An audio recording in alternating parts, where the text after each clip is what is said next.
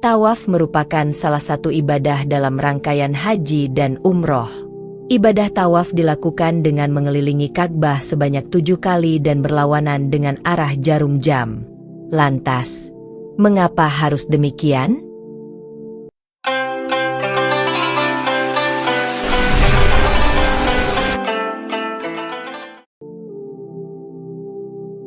Wahai kawan semua, Assalamualaikum warahmatullahi wabarakatuh.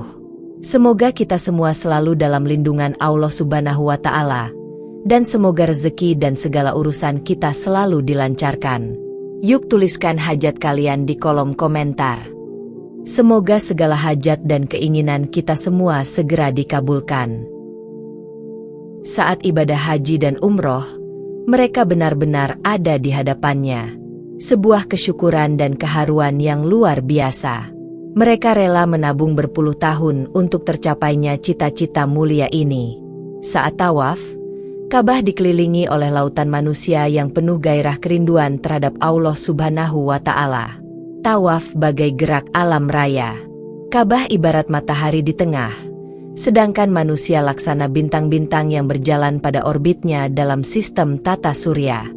Ibarat bulan yang mengelilingi bumi, dan bumi yang mengelilingi matahari. Maknanya, hidup harus mengikuti gerak alam yang berputar pada orbitnya. Seluruh makhluk harus hidup pada Sang Khalik. Sebagai hamba harus tunduk dan patuh kepada Allah. Gerak hidup manusia bertujuan semata-mata hanya kepada Allah. Ibarat bumi berputar pada porosnya. Dikutip dari buku Ka'bah Rahasia Kiblat Dunia karya Muhammad Abdul Hamid As-Syarkawi dan Muhammad Raja At-Tahlawi, ilmu sains modern menjelaskan perputaran ini sama dengan gerakan alam semesta dari hitungan terkecil hingga satuan terbesar. Misalnya, pada elektron yang berputar mengelilingi dirinya, kemudian berputar mengelilingi inti atom searah tawaf. Lalu, bulan yang mengelilingi bumi, bumi mengelilingi matahari, dan kumpulan matahari mengelilingi pusat galaksi.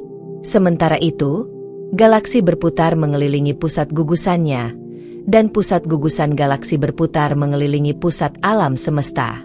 Namun, jika dicocok-cocokkan secara rasional, mungkin ini ada kaitannya, tetapi ini bukan jawabannya ya, karena Rasulullah tidak menjelaskan hal di bawah ini. Darah di dalam tubuh manusia memulai peredarannya, berlawanan arah jarum jam. Elektron-elektron sebuah atom berputar mengelilingi nukleusnya dengan cara yang sama seperti membuat tawaf, berlawanan arah jarum jam. Mengingat globe secara keseluruhan, Anda akan melihat bahwa bulan berputar mengelilingi bumi berlawanan arah jarum jam.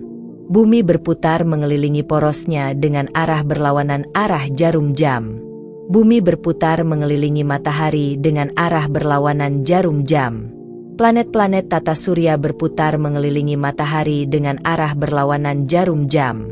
Matahari beserta seluruh tata surya mengorbit di galaksi dengan arah berlawanan arah jarum jam. Semua galaksi mengorbit di angkasa berlawanan arah jarum jam. Perintah untuk melaksanakan tawaf termaktub dalam surah Al-Hajj ayat 29. Allah Subhanahu wa Ta'ala berfirman, artinya, kemudian, hendaklah mereka menghilangkan kotoran yang ada di badan mereka, menyempurnakan nazar-nazar mereka, dan melakukan tawaf di sekeliling Al-Bait Al-At, Baitullah.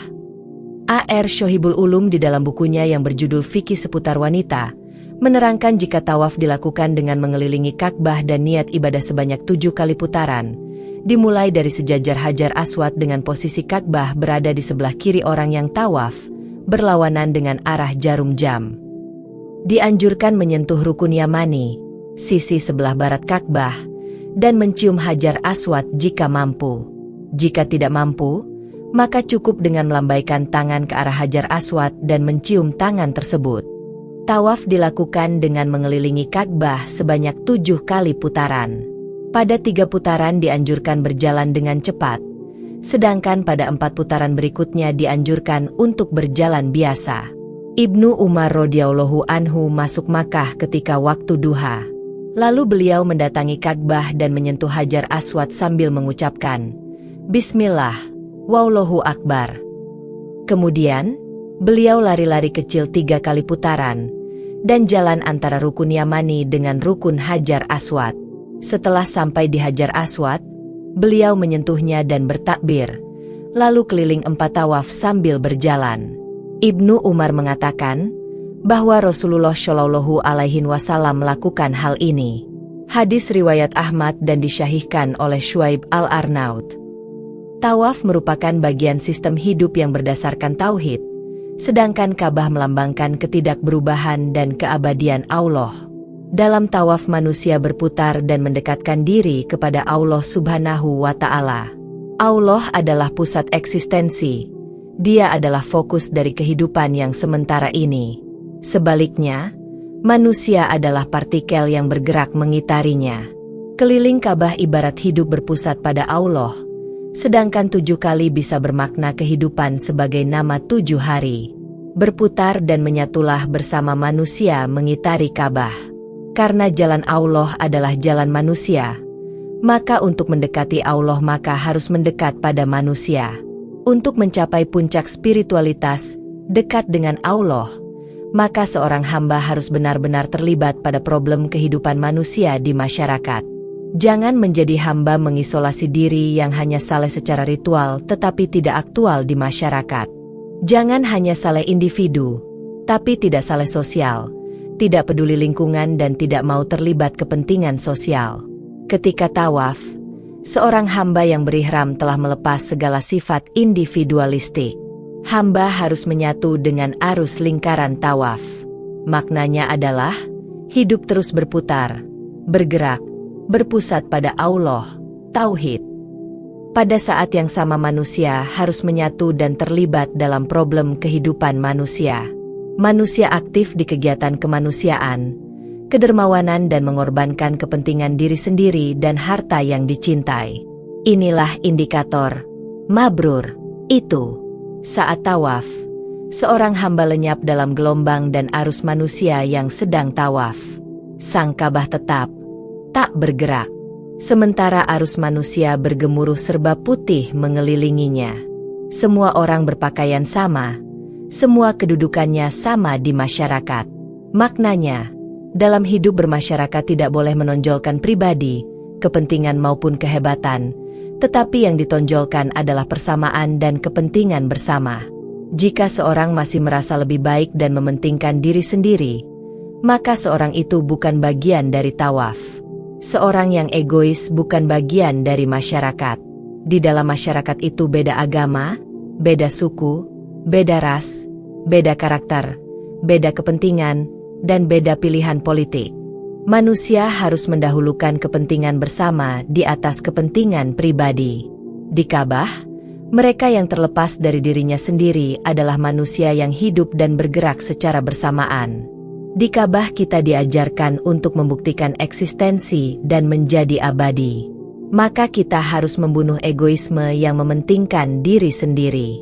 Dengan mementingkan orang lain, bersifat dermawan, bicara baik, menebar perdamaian kepada sesama, kita akan menemukan jati diri dan diterima oleh realitas masyarakat. Karena jalan Allah adalah jalan umat manusia, maka hendaknya jalan itu ditempuh secara berjamaah, tidak secara individu. Bersatulah dengan umat manusia, jangan berjuang sendirian. Maknanya, untuk mencapai tujuan mulia, Allah Subhanahu wa Ta'ala, manusia tidak bisa berjuang sendiri-sendiri. Manusia harus berjamaah, berkomunitas, berorganisasi, dan bekerja sama untuk mencapai tujuan kebaikan dan kemaslahatan di dunia dan di akhirat. Dalam tawaf kita pun senantiasa berdoa memohon perlindungan dari Allah dan Rasul-Nya. Ini selalu disampaikan berulang kali, terus-menerus, karena mengingat janji setan dan iblis kepada Allah Sang Pencipta bahwa dia akan selalu mengganggu dan menggoda manusia kapan saja dan dimanapun manusia berada. Karenanya, manusia beriman perlu selalu mohon petunjuk, perlindungan dari Allah dan Rasul-Nya.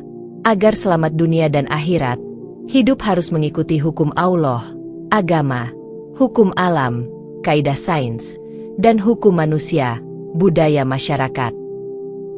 Semoga video ini bisa menambah pengetahuan dan keimanan kita semua untuk menjadi hamba yang lebih bertakwa dan tidak lupa untuk selalu menjalankan perintah Allah dan menjauhi larangannya. Terima kasih buat kalian semua yang sudah setia menonton video-video Givari Channel. Yang baik datang dari Allah dan mohon maaf bila kurang atau keliru itu datangnya dari saya pribadi selaku manusia biasa. Sampai jumpa di video dan cerita seru selanjutnya. Wassalamualaikum warahmatullahi wabarakatuh.